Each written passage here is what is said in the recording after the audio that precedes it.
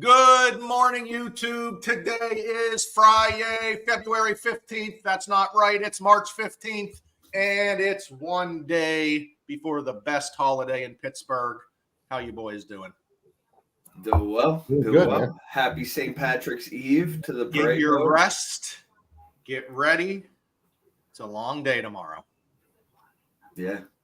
I unfortunately am not going to be heading out for the festivities. I'm going to be heading to the golf course Gotcha. where it is green out there. Well, so here's my question. I feel like forever, South Side was the place to go, St. Patrick's Day. Now I feel like the North Shore is usually the place to go on a regular day. So where's everyone going tomorrow? I do think that people are going to flood to the North Shore with all those new bars and everything. Tom's Watch Bar, great spot. A lot of TVs, lots of room. You got any ownership in that bad boy? What was that? You got any ownership in that bad boy? I don't know, but I did meet Tom when I went down there and ate lunch. He was a good guy. So I do give A+ to Tom's Lunch Bar. I had an excellent cheeseburger as well. So wonderful. Wonderful. Yeah. So everyone be safe. I think Pittsburgh does St. Patrick's Day just as well as Boston, Chicago, Pittsburgh. It's got to be the top three St. Patrick's Day cities in the country. At least that's according to me. So be safe, have fun, wear your green, and go get them tomorrow. They should start dyeing our rivers. They probably have to dye them white before you could dye them green. But yeah, I think if they just let them go, take some of the filtration out, they would become green. Well, I mean, I can't say the Chicago River is clean. I think you die if you jump in that thing. So you do. If you go in there, you have to go straight to the hospital. Yeah, literally. Okay, guys, one thing I want to talk about before we get started is these dang interest rates. Again, we heard in December that it was supposed to be all positivity coming into 2024. And still, guys, unless we're with one of these great state programs or first-time homebuyer programs, we got high interest rates today. It's not great. Yeah. You know, we're sitting around high sixes, some cases cresting 7 if you're not paying points. We got to bring some of these government loans back, guys. Conventional is not the only option out there. We're sitting with FHA loans a half point lower in some cases, a point lower in other cases. Great programs that we can close in 30 days. Agents telling me their house isn't selling, but no one will bring up an FHA loan. Like, we got a problem in the industry. We got to try to bring it back. This is becoming like, we're going to talk out of one hand that we can't move houses. We're going to talk out of another hand. We're not going to accept any other program but conventional. Is it pandemic or epidemic? Pandemic or epidemic? I think we need to start accepting those FHA loans as well. I mean, just for a simple example, somebody with a little bit lower credit score, I had somebody at 665. They paid a point. Apologize on these APRs, but that they paid a point and got it down to 6.25 rate, which was 1.375 lower than the conventional rate. With an APR of 6.399. The CFPB was going to understand. Tom said he prefaced it with he was sorry. I said I'm sorry. I had you back. Apologize. He said he's sorry. What else can you ask for? But yes, FHA loans are great options. They're not being accepted by listing agents. It's bonkers. It's ridiculous. The FHA appraisal is the only reason that it's not being accepted. The FHA appraisal is barely different than the conventional appraisal. So wake up, real estate agents. It's 2024. It's not COVID. We're not wearing booties to get into the house. Start accepting FHA loans. If you need booties, though, I think I still have a whole bag I think full. I still got 1,000 of them. Yeah. That's a PPP for you guys. Yeah. I got them in the RV. So if you come to the Eclipse party, I can pass them out. But yeah, I think it's bonkers that we're not accepting government loans because we're afraid they're not going to close. It's ridiculous. Whatever. The big topic for today that I wanted to talk about that is very important, especially with an ever-changing world. It seems like folks are maybe buying houses together with friends. They're buying houses with 3 or 4, and you have to know how to hold title. I'm not an estate planner. I'm not a tax planner. I'm not any of these. So how to hold title, it's up to you. No one can tell you what's best of how to hold it, but there are different options. Of course, if you're buying a house by yourself, this isn't a big deal. You're going to be the sole owner. If you're buying with 2 or more people, you can either have title as joint tenancy or you can hold title as tenants in common. None of those choices are going to affect buyers right away. This is future. If something happens to someone that you have to plan for, but I think we all can speak out. No buyers care about it. You try to talk about it to them to research, make sure it's correct, and it's blown off. And then, you know, in 20 years, 15 years, 10 years, they're going to be kicking themselves that they didn't pay attention to this. A lot of the time they're like, oh, you make the best choice for me. Yeah, exactly. Get that a lot. Can't do that because, joint tenancy is the first option. This is probably the easiest one to understand. Doesn't matter if you have 2 borrowers or 4 borrowers. Everyone has equal ownership. If one borrower dies, their ownership gets divvied up between everyone else.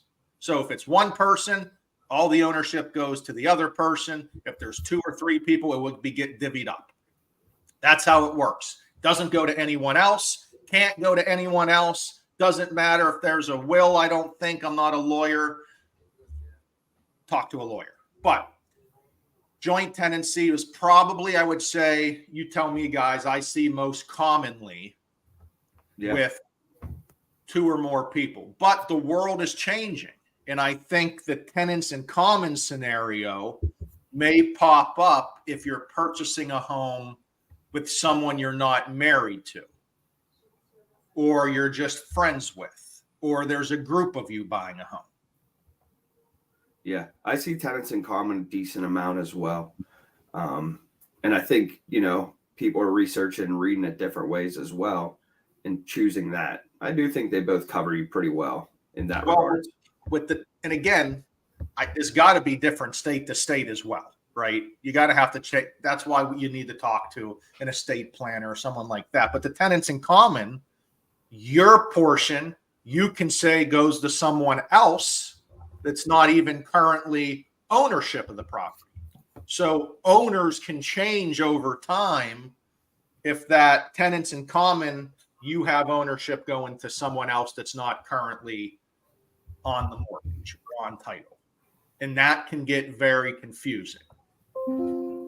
But it's important because, you know, you want to be a YouTuber, you want to go buy a house with 3 of your friends, you're going to have to understand these options, because when you go to sell that house in 5 or 10 years, that's going to become big at that point. It's always when you go sell, or God forbid. Host, I need a timeout. My computer's dying. I got to go get my charger. I apologize. Anthony, this happens like what? Once a quarter with this guy? Yeah. I mean, unbelievable. But as he's getting his charger, the last thing I wanted to talk about today was first-time home buyer programs. We just talked about how interest rates are high. We're high 6s, close to 7. But they're not that high.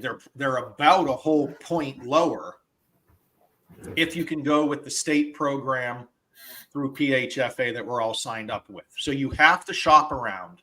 You have to get your second looks. There are different options and good options out there. Not every lender has every program. You got to shop around to see what fits you best. And as a first-time home buyer, you don't know what fits you best yet. But I know that we can give you 5% of the purchase price for closing cost assistance. So that's $5,000 for a $100,000 loan. That's $10,000 for a $200,000 loan. That's $15,000 for a $300,000 loan.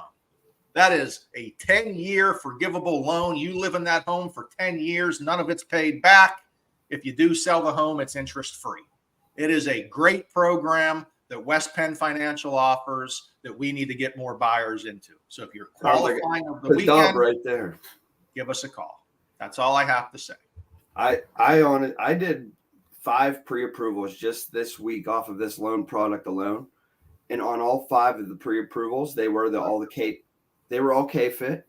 Interest rate was better on every single one of those, getting the closing cost assistance, than it was on just a normal conforming loan.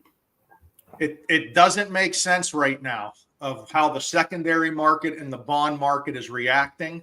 Usually these programs do have a higher of a premium because, first thing I learned in economics, no such thing as a free lunch. But right now the markets are moving different, and there are great options with closing cost assistance. So we're here for you. You just got to give us a call.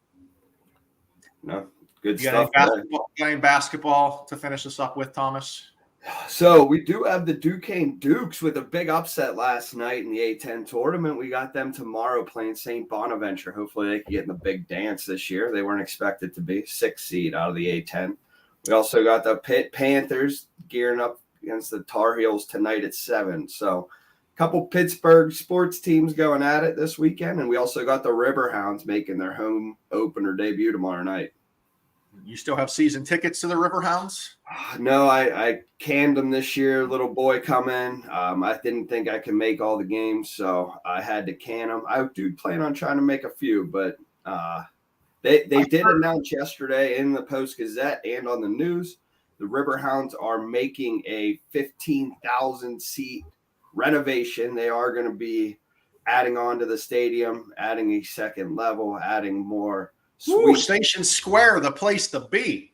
So, yeah, they're saying it's going to be a little over 15,000 seats in that place. And all right, that tells me is MLS is coming. We're done with the soccer. You went on. MLS is coming to the city, baby. Here we go. Ant, anything to wrap up? No, we're good, man. Happy Friday. See you guys tomorrow. You're not allowed to miss any chatters in April. I don't want to hear any excuses. Just to throw that out there. I'll be right here. All right, guys. See you. Stay safe this weekend. Later. See you guys.